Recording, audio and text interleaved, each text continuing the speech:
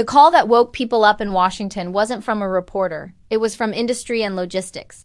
Because the deal everyone was expecting to wrap up with Canada just collapsed. Canada didn't ask for a delay, and Canada didn't pause for consultations. Canada walked, and the framework Washington thought it could announce is now dead in the water. And that's when everything changed, because this isn't a fight with a distant rival. This is America's closest economic artery suddenly turning into a pressure point. If you're watching this and thinking trade drama is boring, hold that thought. Because when the US and Canada break rhythm, prices move before politicians finish talking. This matters globally because US-Canada trade isn't just big, it's integrated. Parts cross that border multiple times before they become the car, appliance, or machine you actually buy. But here's the problem. Once Canada decides the rules aren't stable, companies stop trusting the lane.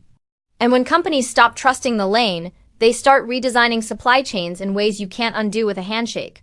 So I want a straight answer in the comments, and I want you to pick a side. Did Canada just do the smartest thing an ally can do, draw a hard line, or did Canada miscalculate and trigger economic blowback? Pick one. Canada played it smart, or Canada went too far. Because the timeline tells a very clear story once you stop listening to the spin. Rewind a few months and you can see the slow-motion collision forming. Washington starts pushing a tougher trade posture, framed as protecting workers and rebuilding industry. Canada plays along in public because allies always do that first. But behind the scenes, Ottawa is watching a pattern it has seen before. Every temporary US measure has a way of becoming permanent. Every targeted tariff has a way of expanding, and every exception has a way of disappearing at the worst moment. And this is where the story gets dangerous because Canada isn't a side market. Canada is a codependent production partner, meaning pressure on Canada is pressure on US factories too. The public messaging was all confidence and inevitability. But the real story is what happened next, when the negotiation moved from speeches to paper. According to multiple trade and diplomatic signals, both sides were working toward a stopgap package. Call it a framework, call it a mini deal, call it a truce designed to prevent a new escalation cycle. The package was supposed to calm the hottest sectors, autos, metals, energy, and critical minerals. It was supposed to create predictability, and predictability is what markets pay for. But here's the problem.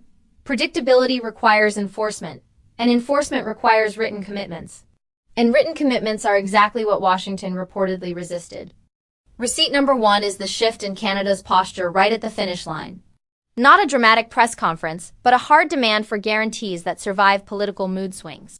Canada reportedly pushed for clearer timelines, clearer dispute language, and clearer guardrails.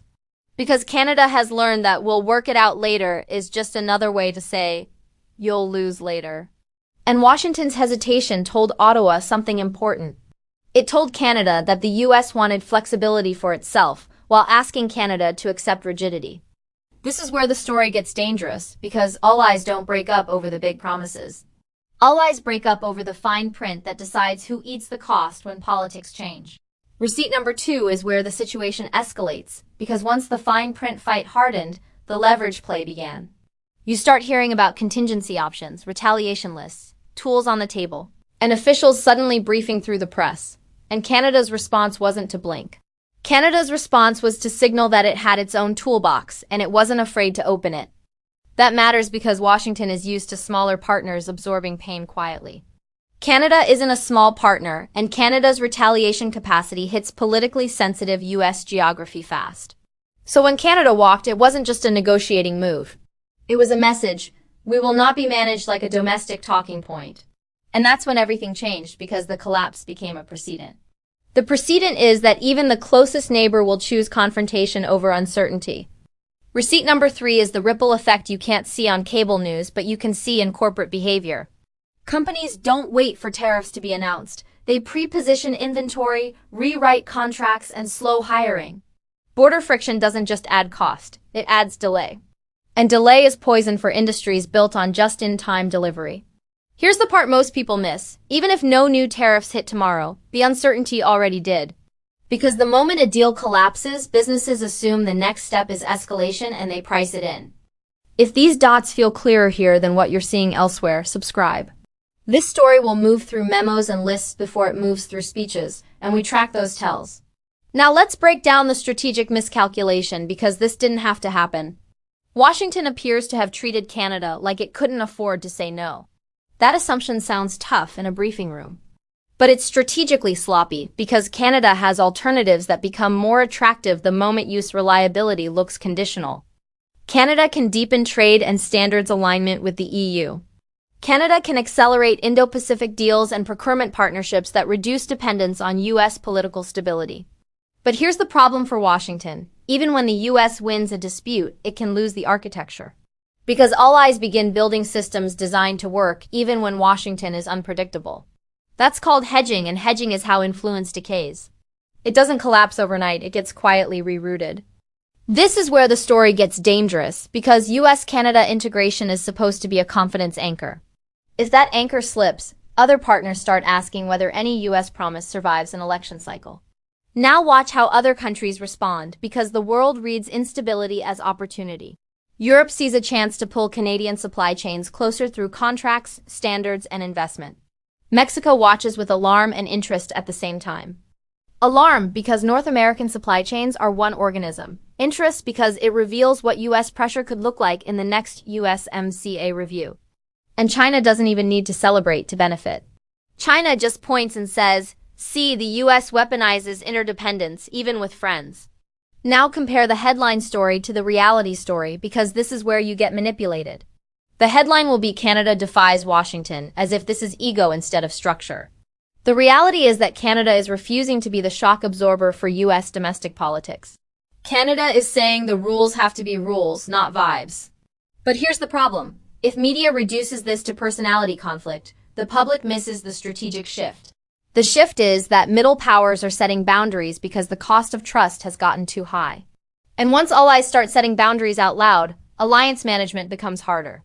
Because the U.S. can't rely on automatic compliance, it has to offer real stability. Now let's talk about what this means for you, because trade isn't abstract. When trade lanes get politicized, the bill shows up in prices, jobs, and local business decisions.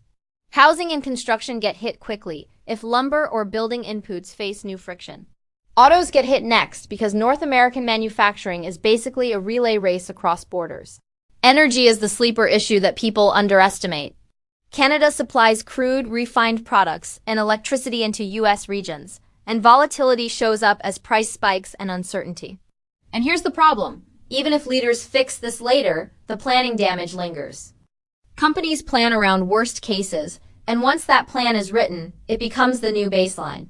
So where does this go from here? Because there are 3 paths and you should know them. And each path tells you something about what kind of world we're sliding into. Best case is a managed reset through technical channels, not political theater. Both sides quietly narrow the scope, write enforceable language, and claim victory without testing each other's pride. In that best case, markets stabilize and supply chains exhale.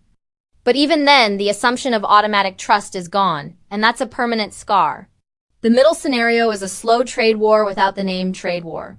Constant friction, sector-by-sector disputes, targeted measures, procurement retaliation, and regulatory slow-walking that quietly taxes growth.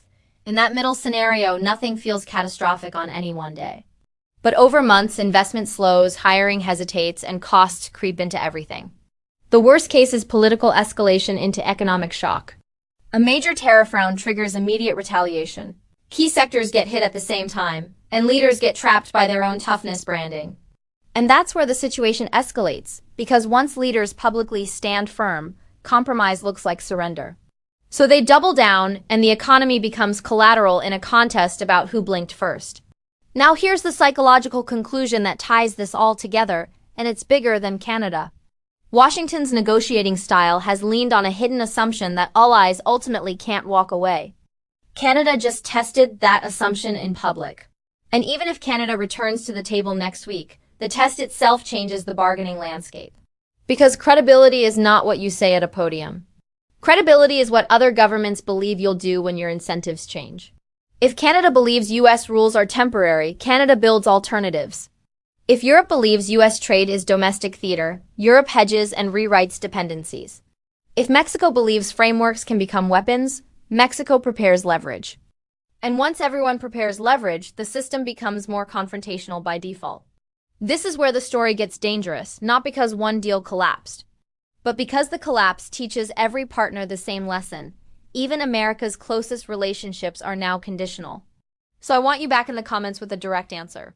Did Canada just defend itself in the only language Washington respects, or did Canada hand Washington an excuse to punish and escalate? And here's the bigger question you should answer too. If the US can't keep stable trade terms with Canada, who exactly is supposed to trust the next big American offer? Drop your take below and be specific about what you think happens next.